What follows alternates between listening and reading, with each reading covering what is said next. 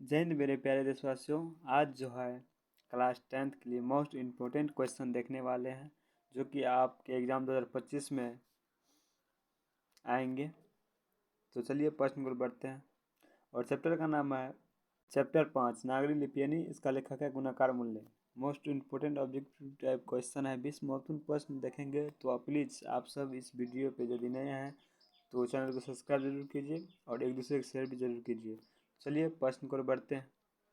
प्रश्न नंबर पहला, नागरी लिपि के निबंध के लेखक कौन है? Option A Gunakar Mule, option B Agyeya, option C Vinod Kumar Shukla, option D Bhimrao Ambedkar. तो इसका करेक्ट ऑप्शन क्या हो जाएगा? ऑप्शन नंबर ए गुणाकार मूल्य। गुणाकार मूल्य किसका लेखक है? नागरी लिपि का। चलिए नेक्स्ट प्रश्न को बढ़ते हैं। प्रश्न नंबर 2, नागरी लिपि शीर्ष पाठ्य साहित्य की कौन सी विधा है? ऑप्शन ए साक्षात्कार, ऑप्शन बी निबंध, ऑप्शन सी भाषण, ऑप्शन डी कहानी। तो इसका करेक्ट ऑप्शन क्या हो जाएगा? ऑप्शन नंबर बी निबंध। नागरी लिपि क्या है? निबंध है। तो करेक्ट ऑप्शन का ऑप्शन नंबर बी। चलिए अगले प्रश्न को बढ़ते हैं। प्रश्न नंबर 3, दक्षिण भारत की नागरी लिपि क्या कहलाती है? Option A Devanagari, option B Brahmani, option C Nandi Nagari, option D Vijayanagari. तो इसका करेक्ट ऑप्शन क्या हो जाएगा? Option number C Nandi Nagari. Correct option क्या हो जाएगा? Option number C. तो चलिए अगले प्रश्न को बढ़ते हैं। प्रश्न नंबर 4, 10वीं-11वीं सदी में किस रचना ने भारत यूरोप के बीच व्यापार संबंध के बारे में बताया है? Option A Akbarnama, option B Shahnama, option C Padmavat, option D Ramcharit Manas. तो इसका करेक्ट ऑप्शन क्या हो जाएगा? Option number B Shahnama. चलिए नेक्स्ट प्रश्न को बढ़ते हैं। प्रश्न नंबर 5, 12वीं सदी के केरल के शासकों के सिक्कों पर विरकेलियस जैसे शब्द डैश लिपि में अंकित है? Option A Brahmi, option D Kharosthi, option C Gujarati, option D Devanagari. तो इसका करेक्ट ऑप्शन क्या हो जाएगा? Option number D Devanagari.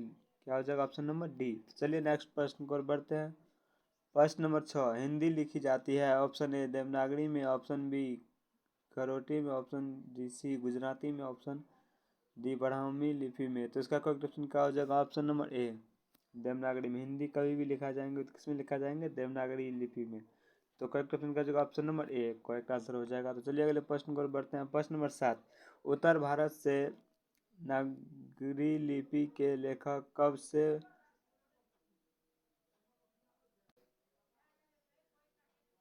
से मिलने लगे? ऑप्शन ए 8वीं सदी, ऑप्शन बी 6ठी सदी, ऑप्शन सी 9वीं सदी, ऑप्शन डी 4थी सदी। तो इसका करेक्ट ऑप्शन क्या हो जाएगा? ऑप्शन नंबर ए 8वीं सदी। चलिए अगले प्रश्न को बढ़ते हैं। प्रश्न नंबर 8, नगरी लिपि के आरंभिक लेख हमें कहाँ से मिली है? ऑप्शन ए पूर्वी भारत, ऑप्शन बी पश्चिमी भारत, ऑप्शन सी दक्षिणी भारत, ऑप्शन डी उत्तरी भारत। तो इसका करेक्ट ऑप्शन क्या हो जाएगा? ऑप्शन नंबर सी दक्षिणी भारत। क्या आ जाएगा? Option number C correct answer हो जाएगा। चलिए अगले प्रश्न पर बढ़ते हैं। प्रश्न नंबर 9, बेतमा दान पत्र किस समय का है? ऑप्शन ए 1020 ईस्वी, ऑप्शन बी 1021 ईस्वी, ऑप्शन सी 1022 ईस्वी, ऑप्शन डी 1023 ईस्वी। तो इसका करेक्ट ऑप्शन का जो ऑप्शन नंबर ए 1020 ईस्वी। बेतमा दान पत्र किस समय का है? 1020 ईस्वी का है। तो करेक्ट ऑप्शन का जगह ऑप्शन नंबर ए। तो चलिए अगले प्रश्न पर बढ़ते हैं। प्रश्न नंबर 11, प्रश्न नंबर 10, गुप्त की राजधानी पटना को क्या कहा जाता है? Option A Pataliputra, option B Kusumpur, option C Bilaspur, option D Deoghar. तो इसका करेक्ट ऑप्शन का जो ऑप्शन नंबर डी देवघर। चलिए नेक्स्ट प्रश्न को बढ़ते हैं। प्रश्न नंबर 11, मराठी भाषा की लिपि है? Option A Devanagari, option B Marathi, option C Brahmi, option D इनमें से कोई नहीं। तो इसका करेक्ट ऑप्शन का जो option number C Brahmani. Correct option क्या होगा? Option number C. तो चलिए अगले प्रश्न को बढ़ते हैं। प्रश्न नंबर 12, गुणाकार मूल्य का जन्म किस राज्य में हुआ था? Option A Bihar, option B Uttar Pradesh, option C Maharashtra, option D Madhya Pradesh. तो इसका करेक्ट ऑप्शन का जगह ऑप्शन नंबर सी महाराष्ट्र में हुआ था। गुणाकार मूल्य का जन्म कहाँ हुआ था? महाराष्ट्र में। तो करेक्ट ऑप्शन का जगह ऑप्शन नंबर सी। चलिए अगले प्रश्न को बढ़ते हैं। प्रश्न नंबर 13, गुणाकार मूल्य की शिक्षा की भाषा क्या थी? Option A Hindi, option B Angrezi, option C Sanskrit, option D Marathi, तो इसका करेक्ट ऑप्शन क्या होगा? Option number D Marathi.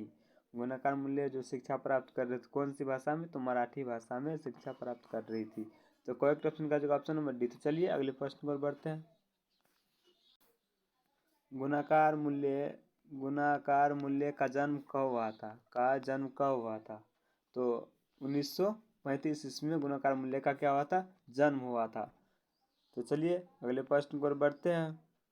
अगला प्रश्न है, गुणाकार मूल्य विभिन्न विषयों पर कितने निबंध लिखे थे? मतलब गुणाकार मूल्य कितने निबंध लिखे थे? तो 2500 निबंध लिखे थे। गुणाकार मूल्य कितने निबंध लिखे थे?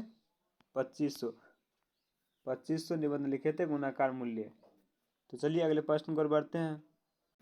गुणाकार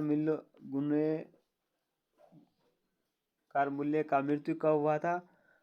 2009 में हुआ था। कब हुआ था? 2009 में।